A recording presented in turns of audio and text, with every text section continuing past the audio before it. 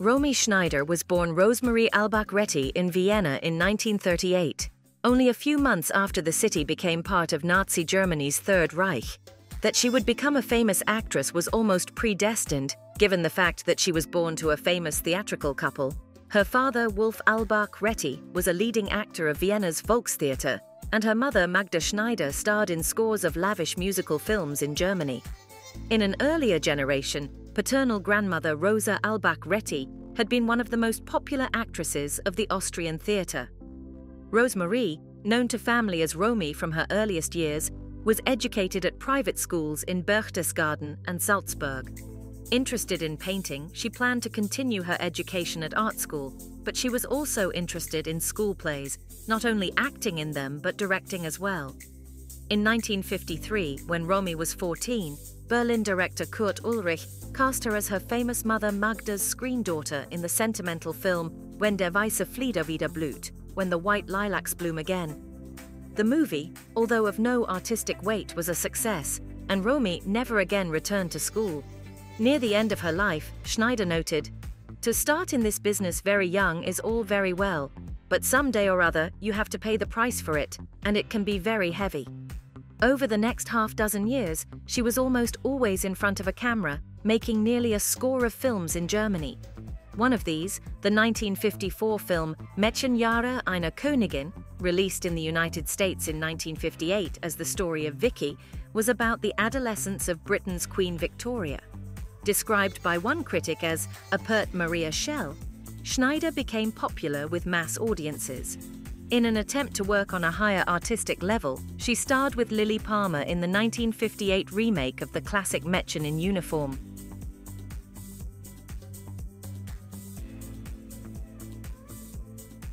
Schneider became one of the European cinema's most famous actresses because of her portrayal of Empress Elizabeth of Bavaria, 1837-1898, in 3 films directed by Ernst Marischka: Sissi, 1955, Sissi, Die junge Kaiserin, 1956, and Sissi, Schicksalsjahre einer Kaiserin, 1957.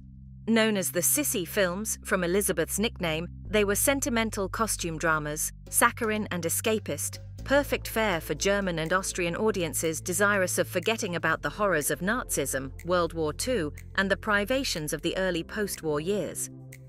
When a lengthy amalgam of the 3 Sissi films was shown in the United States in 1962, under the title Forever, My Love, the New York Times critic noted that while visually striking, the film was brimming with warm wholesomeness and almost overwhelming sweetness, with performances ranging from feeble to broad, and the dubbed kindergarten dialogue is plain ludicrous.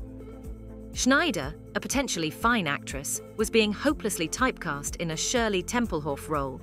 The intelligent, ambitious Schneider was aware of the dangers of these films, which had made many critics dismiss her as an actress of little consequence who had become permanently trapped in saccharine teenage roles, and despite lucrative offers, she turned down the opportunity to appear in further Sissi movies. Seeking to expand her horizons, she went to Paris in 1958 to appear in Christine, a remake under a French director of the classic film Libellai, one of her mother's greatest successes several decades earlier. Schneider's leading man in Christine was French star Alain Delon, with whom she quickly fell in love. She also fell in love with Paris and life in France, and soon transformed herself from an innocent Austrian ingenue into an elegant Parisian actress. Fluent in French, English, and Italian, as well as her native German, Schneider was able to win over French audiences and critics alike, appearing successfully on the Paris stage.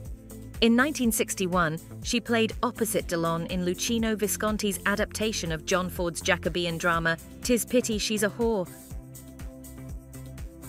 Schneider became an internationally acclaimed film star in 1962 when she appeared in the segment directed by Visconti in the multi-director film Boccaccio 70.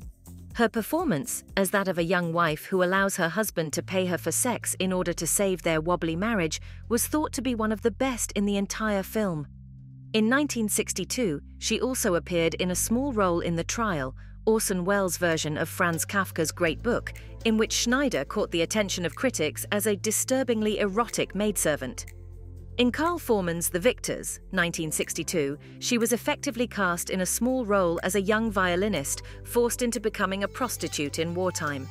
In Otto Preminger's 1963 production of The Cardinal, Schneider made a powerful impression as an impulsive Viennese student who finds herself hopelessly in love with a young priest.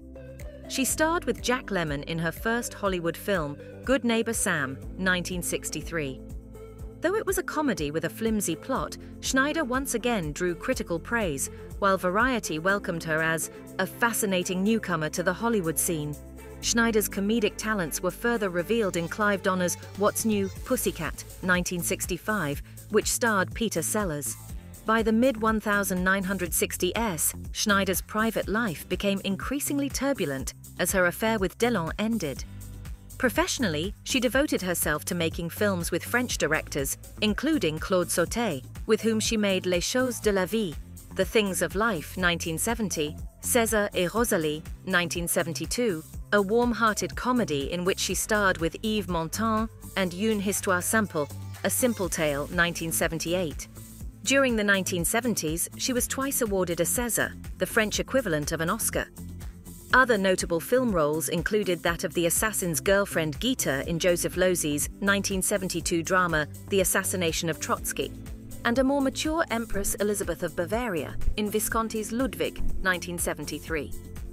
Despite personal problems, Schneider remained professionally active to the end of her tragically short life, appearing in such films as Costa Gavras' Claire de Femme, 1979, and Bertrand Tavernier's L'amour en direct, Death Watch, 1979. Her last film appearance was in Jacques Rouffio's La Passante du Sans Souci, released in 1982, the year of her death.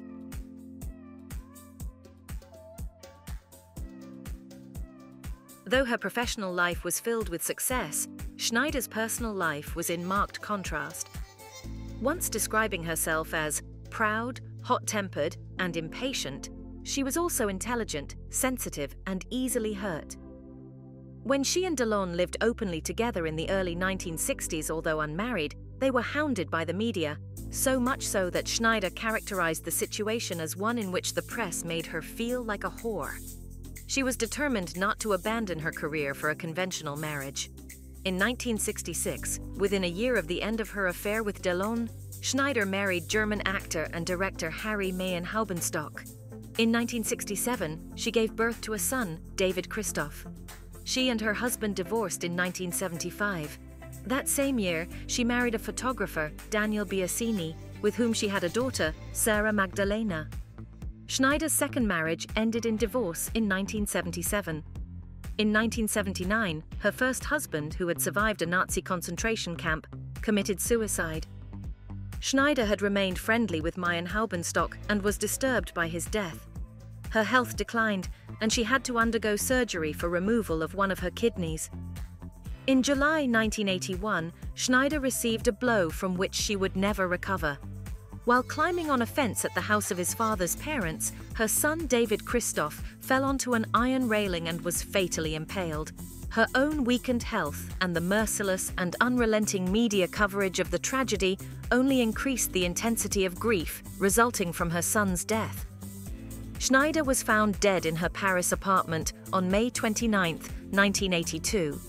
Police reports initially suggested that the actress had committed suicide, but the public prosecutor later would announce that she had suffered a cardiac arrest. Schneider was buried in the little village of Boissy-sans-Avoir, west of Paris, where only weeks before her death she had purchased a farm and a cemetery plot.